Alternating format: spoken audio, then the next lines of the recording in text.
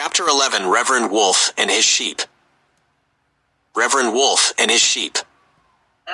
There was once a group of sheep who followed their shepherd wherever he would lead them. They knew he loved them. They were fed, and they were never thirsty. One day, one of the sheep named Timmy stepped out of the flock to find another shepherd who would be better than his current pastor. He thought he would find one who would give him better grass, cleaner water, and show more love and understanding than his shepherd. As he was walking around trying to find another flock where he could gather, he met on his way a Mr. Wolf who was very hungry and also had a family of cubs who were hungry as well. Timmy, when seeing Mr. Wolf, asked him, "Do you know where I can find a good church?" And the wolf replied, "I am a pastor and I guarantee you my church is the one for you. We are having a revival meeting of new teaching you don't want to miss. When can I visit?" asked Timmy. "Come tonight and after service we'll have a meal together," replied the wolf. "If you have a family and friends, invite them. We are such a loving church. You could tell the love in our church. We love tasty sheeps. We love other sheeps like ourselves," Timmy replied. "You're very weird-looking sheep and shepherd, but who am I to judge you? Something is different about you," Mr. Wolf replied, "because I hungry for truth." So Timmy left and came that night. And the service was grand. The Reverend Wolf started preaching, and he preached about the need to love other sheep so much that one will witness to them of the coming wrath which was to come, and the safest place was his church. As Timmy looked at the other sheep in the congregation who was wolves in disguise, he said to himself, "This is the church for me, and this is true revival." So after service, Mr. Wolf said to Timmy, "Are you hungry for his time for us to eat?" "Yes, and tomorrow I'll invite my family to come," replied Timmy. The wolf had planned to eat Timmy that night, but gave a signal to the other wolves. "Let's wait for tomorrow's service, for after that we'll have a feast."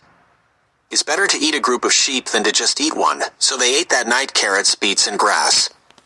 One of the wolves said to himself, "This food ain't that bad, but it's missing roast lamb." Timmy enjoyed the fellowship and went home. At home he convinced his mom, his dad, brothers and sisters to go with him to Reverend Wolf Church the next day. He told them of the food they ate. It did not just consist of grass, but other vegetables as well. He said the sermon was grand, and the love of the members was amazing. Timmy also invited his friends, telling them the same things. All this happened while Mr. Wolf and his family was preparing to have a feast filled with roast lamb when the group of sheep arrived. Night came, and now Reverend Wolf was on the altar preaching again. The lambs and the wolves sat together. One could not tell who was a wolf and who was a lamb because the wolves were in disguise.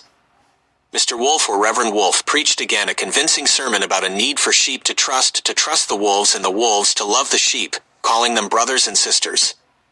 The sermon was so grand that some of the sheep, along with the wolves, came weeping in front of the altar for prayer.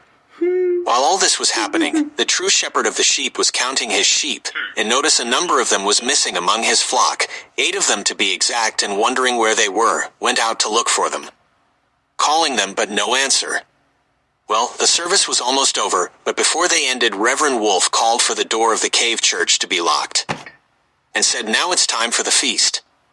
And calling for all the wolves to unmask themselves, they jumped and prayed at the sheep.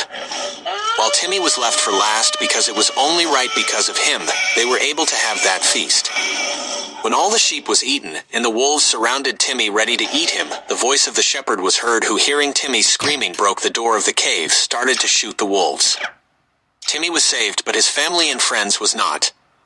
All this happened because of Timmy's desire to leave the true shepherd for a false one named Reverend Wolf. Timmy, while saved, was never the same. Losing his family and friends caused him great grief he was never able to recover from because his desire for the new teachings of Reverend Wolf. So the moral of the story is, don't go after new teaching to replace the truth, for you don't just hurt yourself, but those who you love as well.